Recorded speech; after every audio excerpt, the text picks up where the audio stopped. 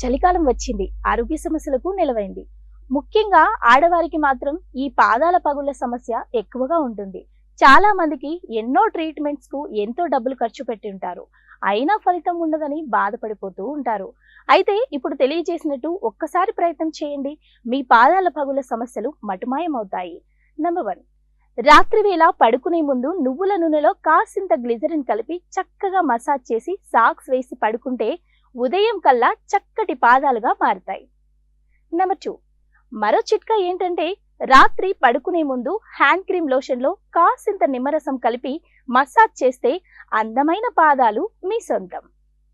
Number 3, ఇలా కాకుండా కేవలం పగుళ్ళు ఉన్న చోట రోజ్ వాటర్, గ్లిజరిన్ కలిపి చక్కగా మసాజ్ చేసి గోరువెచ్చని నీటిలో పాదాలు 10 నిమిషాల పాటు పెట్టి ఆ తర్వాత పాల మీగడతో మసాజ్ చేస్తే అందమైన పాదాలు మీ సొంతం.